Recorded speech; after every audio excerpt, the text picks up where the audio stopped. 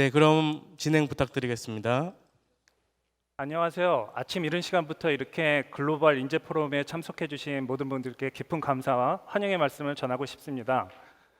또한 오늘 이 첫 번째 세션인 4차 산업혁명에 대응하는 글로벌 기업의 인재 육성 전략을 맡게 돼서 개인적으로는 상당히 흥미로운 주제이고 또 관심을 많이 받는 주제라서 상당히 기쁘게 생각하고 흥미로운 진행을 맡게 돼서 영광으로 생각하고 있습니다.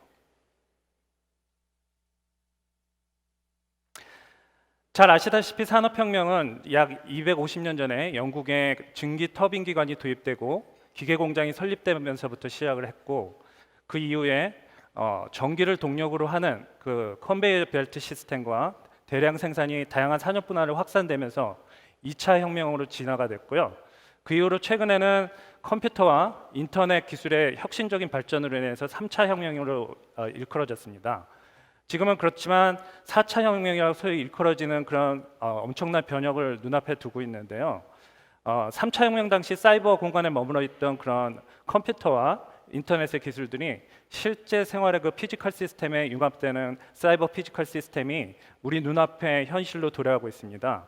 잘 아시다시피 사물 인터넷이라든지 스마트 팩토리라든지 자율주행 자동차라든지 이런 다양한 기술들이 멀지 않은 미래에 우리가 현실로 우리 앞에 다가올 것으로 기대되고 있습니다. 사실은 이 제목과 마찬가지로 4차 산업혁명에 대응하는 글로벌 기업의 그런 대응 전략과 자세를 놓고 봤을 때 저는 이런 생각을 해봤습니다. 지금 우리가 21세기에 살고 있었지만 만약에 시계를 250년 전으로 돌아서 제가 말씀드린 1차 산업혁명이 시작됐던 영국으로 돌아가 봤을 때 그 당시 사람들의 생각은 어땠을까요? 아마도 인류가 지난 이래 수십만 년 동안 인간과 동물의 물리력, 노동력에 의존하다가 갑자기 최근에 들어서 불과 몇백 년 전에 스스로 일할 수 있는 그런 스스로 알아서 일할 수 있는 그 기계를 접했을 때 사람들이 느끼는 놀라움과 기대와 미래에 대한 희망들이 얼마나 컸을까 생각됩니다. 아마 오늘날로 비유하자면 요즘 시대에 스스로 무중력으로 날아다니는 UFO를 실제로 보는 듯한 느낌이 아니었을까 싶습니다. 아마 많은 사람들이 이런 혁신적인 기술의 발전으로 인해서 펼쳐질 미래에 낙관적이고 긍정적인 많은 미래에 대해서 기대를 많이 했을 거라고 생각합니다. 하지만 잘 아시다시피 혁신적인 기술의 발전이 항상 모든 사람에게 수혜를 주는 것이 아님은 우리가 역사를 통해서 잘 알고 있습니다. 그 시간을 250년 전 영국으로 돌아가 봤을 때 잘 아시다시피 그 영국에서는 면 방직 산업이 주요 인더스트리 중에 하나였고 많은 사람들이 그 방직 산업에 간해수공업 또는 기술자로서 종사하고 있었습니다. 어느 날 갑자기 증기 터빈 기관으로 스스로 발전할 수 있는 이런 기계가 공장에 들어왔을 때 수혜를 보는 사람 분명히 있겠죠. 자본가와 기업을 운영하는 입장에서는 보다 빠르고 많은 질 좋은 제품을 저렴한 가격에 공급할 수 있으니까 아주 좋았을 테고 소비자 입장에서도 역시 마찬가지였을 것입니다. 그러나 방직 산업에 종사했던 기술자들은 어땠을까요? 결론부터 말씀드리지만 이런 환경 변화로 인해서 이 기술에 종사하던 많은 근로자라든지 기술자들은 이 기술의 발전으로 인해서 일자리를 잃거나 또는 단순한 육체 노동을 제공하며 열악한 환경에서 낮은 임금에 시달리는 그런 노무자로 몰리게 됩니다. 그래서 이 슬라이드에서 보시는 바와 같이 산업혁명이란 큰 변화가 우리에게 많은 인류와 사회에 기여를 했지만 또 일부의 계층에서는 미래 방향 변화의 트렌드를 예측하고 거기에 맞춰서 변화 관리를 충분히 하지 못한 개인이나 조직은 상당히 큰 어려움을 겪었다. 잘 아시다시피 산업혁명에서 작은 그런 역사의 흐름의 반동의 에피소드는 러다이트 운동이라고 해서 이 산업화 기계의 도입으로 인해서 일자리를 잃게 된 많은 그런 기술자들, 노무자들이 비밀 결사 조직을 활성화해서 기계를 부수고 흐름에 반항하는 반동으로 하는 그런 여러 가지 에피소드 있었지만 큰 흐름은 바꿀 수 없었다.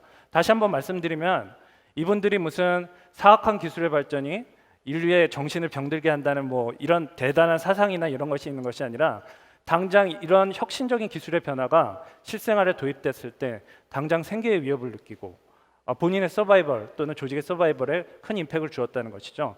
그래서 그런 측면에서 제가 말씀드리는 것은 커다란 기술 변화로 사회 환경이 변했을 때 개인 또는 조직, 기업들이 이 미래 변화 방향에 대한 예측을 정확히 하고 거기에 맞춰서 적절한 변화 관리를 하지 않으면 앞으로는 생존에 살아남기 어렵다는 그런 말씀을 드리고 싶고요.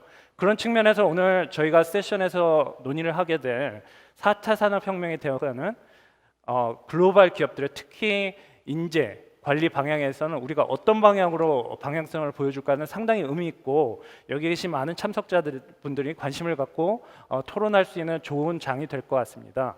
그래서 오늘은 네 분의 저를 포함해서 네 분의 연사를 모시고 4차 산업혁명과 대응해서 각각의 인더스트리를 대표하는 그런 대표적인 글로벌 기업의 CEO 분들께서 나오셔서 각각의 주제를 갖고 말씀을 드리기로 할 거고요. 첫 번째는 제가 이런 혁신적인 변화에 대응하는 조직 문화를 어떻게 구축을 할 것인가, 제가 다니는 화이자의 그 사례를 중심으로 좀 소개를 드릴 거고요. 그 다음에는 슈나이더 일렉트로닉스의 김경록 대표님께서 4차 산업혁명에 대비해서 탤런트 디벨롭먼트는 어떤 식으로 하고 있는지 사례를 공유해 주실 거고, SAP 코리아의 형원준 대표님께서 디지털 트랜스포메이션에 대비하는 탤런트 플랫폼을 어떻게 구현을 하고 있는지에 대한 그런 내용을 공유해 주실 겁니다. 마지막 연사로 나서시게 된 머서 코리아의 박형철 대표님께서는 인더스트리 4.0 시대에 대비해서 탤런트 매니지먼트는 어떻게 하는 것이 좋을지에 대한 인사이트를 같이 공유해 주실 것입니다. 네 분의 연사가 15분간의 발표를 마치고 나면 우리가 여러분이 주신 질문을 토대로 해서 앞으로 좀 인터랙티브한 디스커션을 하고 좋은 토론의 장을 만들고자 합니다. 여기 계신 청중분들 많은 관심 가지고 많은 질문과 함께 좀 건설적인 좋은 논의가 많이 이루어졌으면 합니다. 그래서 첫 번째로 제가 발표하는 세션에 대해서 말씀드릴 것 같으면, 제가 지금 파마 회사로서 제약회사로서 헬스케어 인더스트리에 있기 때문에 제가 말하는 그런 오가나이제이션 컬처럴 세팅을 어떻게 하는지 측면에서 이해를 돕기 위해서 저희 회사와 그 인더스트리에 대한 간단한 그런 설명을 드리도록 하겠습니다. 제가 일하고 있는 그런 화이자는 세계적으로 가장 큰 대표적인 미국 제약기업입니다. 작년 기준 연매출 60조 정도 되고요. 그리고 전 세계 62군데 그 매뉴팩처링 사이트를 운영하고 있고 175개 국가에 그 화이자 제품을 공급하고 있습니다. 흔히 메가 브랜드라고 하는 연매출 1조 이상의 제품 9개 갖고 있고 전 세계적으로 140개가 넘는 기관들과 새로운 R&D 콜라보레이션을 진행하고 있고 전 세계적으로 9만 명 정도의 직원들이 일을 하고 있습니다. 한국 화이자 또한 글로벌 화이자 위상에 맞게 ETC, OTC 마켓에서 리딩 포지션을 계속 유지하고 있고 한국 매출은 7천억 정도, 그리고 700명의 직원들이 지금 명동 오피스에서 일을 하고 있고요. 특히 임상이라든지 리서치 앤 디벨롭먼트 트레이닝 그리고 에듀케이셔널 액티비티 측면에서 놓고 봤을 때 우리 헬스케어 프로바이더들에게 가장 신뢰받는 그런 파트너로서의 잘 포지셔닝이 되어 있습니다. 2011년에 화이자 CEO이신 그 이안 리드 회장님께서 변화 관리에 대해서 이런 말씀을 하셨습니다. 원튼 원치 않든 변화는 계속 일정하게 오는 것이고 우리는 그것에 익숙해져야 된다. 변화가 크던 작던 간에 변화 없이는 조직의 활력도 없고 미래에 대한 희망도 없고 조직의 생명도 없다. 이렇게 말씀하셨습니다. 이런 얘기는 찰스 다윈이 종의 기원에서 얘기한 것처럼 생존의 경쟁에서 경쟁자 대비 변하는 환경에 자기를 얼마나 최적화돼서 적응하느냐가 생존의 조건이라고 말씀한 거와 일맥상통한다라고 할 수 있겠습니다.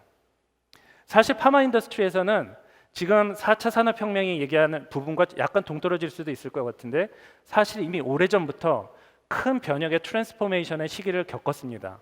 이미 20년 전부터 여러 제품의 안전성에 대한 챌린지, 또 이로 인해서 신약을 심사 담당하는 US FDA의 안전성에 대한 심사 규정이 엄격히 강화됨으로 인해서 많은 제약회사들이 신약 파이프라인이 고갈되는 어려움을 겪었습니다.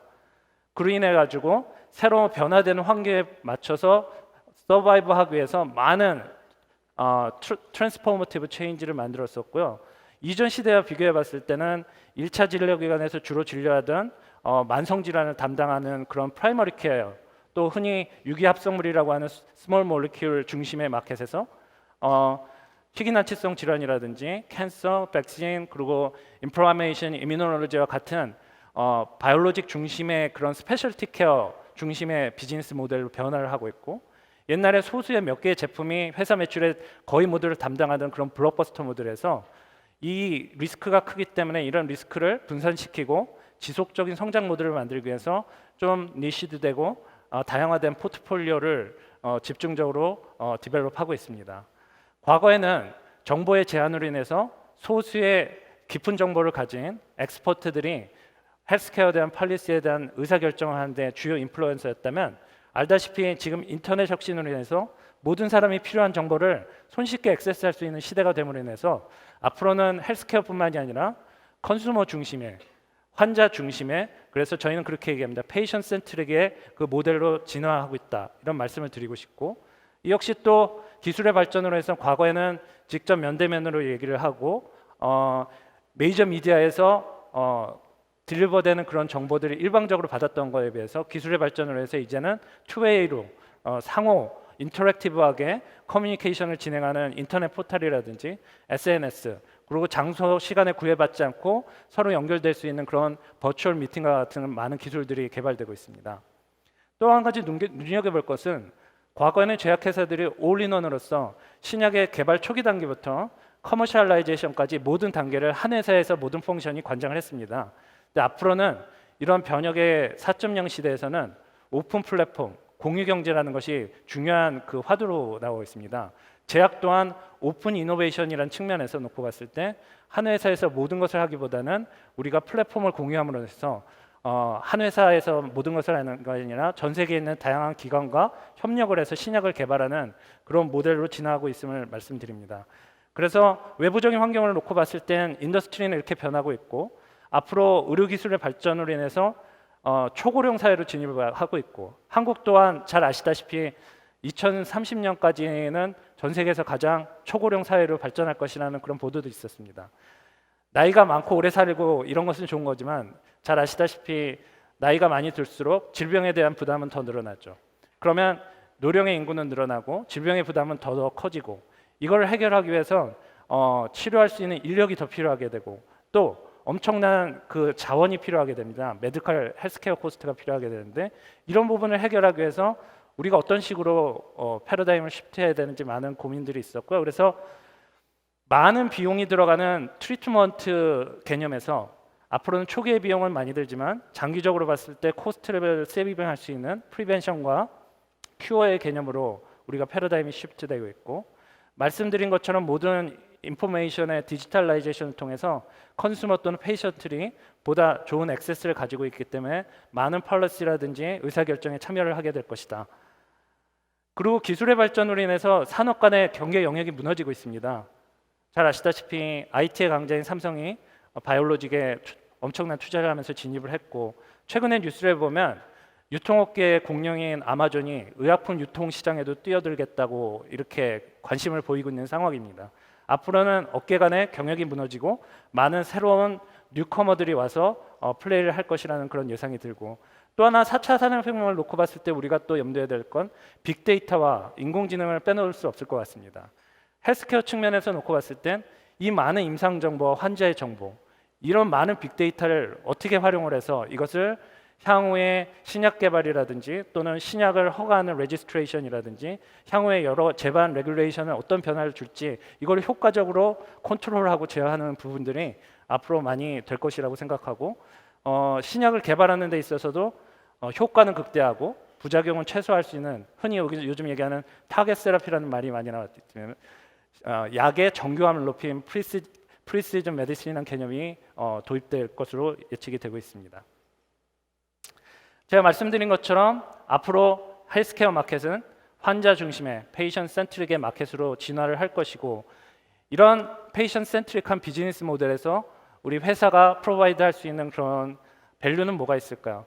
이전에는 그냥 something new, 새롭기만 하면 이노베이션이라고 생각할 수 있지만, 이제는 단순히 새롭다고 해서 이노베이션이 아니고 밸류 포 머니, 새롭지만 진짜 돈에 대한 가치를 입증할 수 있는 그런 이노베이션이 진정한 밸류드 이노베이션을 우리가 제공할 수 있어야 되고, 앞서 말씀드린 것처럼 많은 발전된 그런 테크놀로지를 이런 헬스케어 접목할 수 있어야 진정한 경쟁력을 확보할 수 있다고 생각합니다. 3번, 4번에 얘기한 것처럼 전보다 훨씬 많은 정보가 많은 다수의 스테이크홀더들이 공유되는 세상이기 때문에 앞으로는 특정 일부 계층에서 아젠다를 세팅하는 것이 아니라 다양한 스테이크홀더들이 같이 모여서 협력을 하고 그리고 디시전 메이킹을 하는 식으로 구조가 재편될 것으로 그렇게 예상이 되고 있습니다. 그래서 제가 좀 이해를 돕기 위해서 제가 말씀을 드렸는데 과연 이런 큰 변혁의 시기를 바라보고 있는 입장에서 이 회사 입장에서 우리가 이 이노베이션을 추구하는 데 있어서 우리가 조직적인 문화를 어떻게 가장 이상적인 조직 문화를 세팅할까 하는 많은 고민을 했었고요. 화이자에서는 2012년부터 오은잇이라는 그런 컬처럴 이니셔티브를 시작을 했습니다. 그래서 이런 변화 시기에 우리가 혁신을 추구하기 위해서 어떤 그 조직적 문화를 만들어야 되는지 많은 고민이 있었고 혁신과 체인지 매니지먼트를 하기 위해서 우리 장애요인이 되는 가장 큰 부분이 어딜까 직원들 서베이도 해봤습니다. 그래서 우리가 혁신을 추구하는 조직 문화에서 장애요인이 되는 것들 세 가지 크게 놓고 봤을 때 좋은 베스트 아웃컴을 위해서 지휘고하를 막론하고 이런 챌린지할 수 있고 디베이트할 수 있는 스트레이트톡 문화 그리고 프로세스 와이즈에서 프로세스를 위한 프로세스가 아니라 정말 우리가 신속하게 옳은 결정을 하고 바로 임플리멘테이션 할 수 있게 만드는 아주 효율적인 의사결정 구조 그리고 실패를 두려워하지 않고 일정의 실패는 감안을 하고 리스크 테이킹을 하면서 혁신을 추구하고 그걸 권장하는 그런 문화 이런 세 가지 축을 중점으로 해서 회사에서 주요 이니셔티브를 잡고 드라이브를 하였습니다. 그래서 단계별로 혁신과 변화 관리를 위한 문화 토대를 만들기 위해서 많은 노력들을 했었고 첫 번째로 우리가 기존의 갇힌 사고에서 틀에서 깨어나기 위해서 어떻게 하면 우리가 언컨셔스 바이어스를 깰 것인가 그리고 말씀드린 것처럼 베스트 아웃컴을 위해서 스트레이트 톡을 어떻게 할 수 있을까 하는 여러 가지 사내적인 캠페인을 했었고요. 아무래도 쉽지 않지 않습니까? 높은 분들한테 바른 소리 하기 쉽지 않은 그래서 우리는 스트레이트 톡 코인이라는 걸 이렇게 여기 보시다시피 스트레이트 톡 코인이라는 걸 만들어서 스트레이트 톡을 할 때 이 코인을 주면서 스트레이트 톡을 할 수 있도록 이렇게 직원들한테 가이드를 줬습니다. 그래서 진짜 이 코인을 전 세계에 있는 화이자 전 직원에게 다 나눠줬습니다. 그래서 재밌는 에피소드는 그래서 한국에도 1000개 정도의 이런 코인이 왔는데 세관에서 연락이 왔더라고요. 한국 화이자가 무슨 회사인데 대량의 금화를 반입을 해가지고 금투기를 하는 거 아니냐 뭐 이런 오해도 받기를 했는데요. 그래서 이 스트레이트 코인을 통해서 우리가 스트레이트 톡의 문화를 적극 권장하고 있습니다.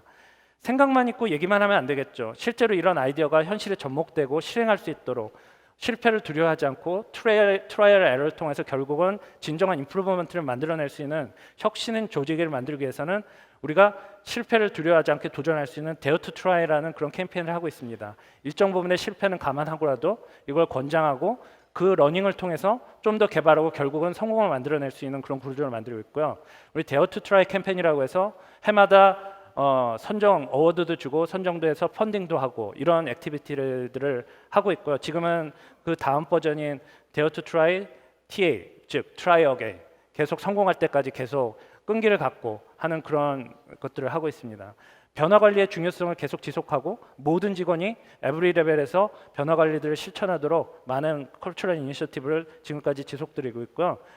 이런 부분에 대해서 R&D 측면에서도 보면 오픈 이노베이션으로서 프루프 오브 컨셉 차원에서 여러 가지 다양한 기관과 병원과 함께 다양한 신약 개발을 위한 논의들, 개발들을 같이 진행을 하고 있고 현재 디지털 이노베이션을 통해서 환자 또는 헬스케어 프로바이더에게 보다 나은 정보 액세스를 하기 위해서 리모트 디테일링이라든지 닥터 웹포탈을 위해서 필요한 정보들을 적재적소에 제공을 한다든지 여러분 알파고로 많이 유명해져서 잘 알고 있는 그 인공지능이 사실은 IBM에서 왓슨이라고 잘 아실 겁니다. 인간을 대신해서 상당히 높은 수준의 진단을 하는 수준까지 올라와 있는데요. 저희는 제약회사에서 환자 또는 의료인들이 필요한 메디컬 인포메이션을 적재적소에 전달하기 위해서 IBM과 협업을 해서 지금 이 왓슨을 활용해 가지고 머신러닝을 통해서 메디컬 인포메이션을 학습을 시키고요. 이게 어느 정도 단계에 지나면 하루 24시간 1년 365일 언제든지 액세스를 해서 챗봇을 통해서 질문을 주면 자동으로 이렇게 답변을 해주는 이런 식으로 진화를 꾀가고 있고 또 굿닥이라든지 모바일 앱 이런 프로그램을 통해서 환자가 관심 있는 질병에 대한 질환이라든지 또 자기 GPS를 이용해서 자기 근처에 있는 자기가 원하는 병원으로 연결해주는 그런 시스템들과 다양한 그런 디지털 프로그램들을 진행을 하고 있습니다. 현생 인류가 지금 탄생을 한 이래 거의 20만 년 동안 수렵과 채집에 그 대부분의 시간을 보낸 노마드에서 불과 몇천 년 전에 농업혁명으로 인해서 정착을 하게 됐고, 불과 250년부터 산업혁명을 통해서 우리가 새로운 미래로 나아가고 있습니다.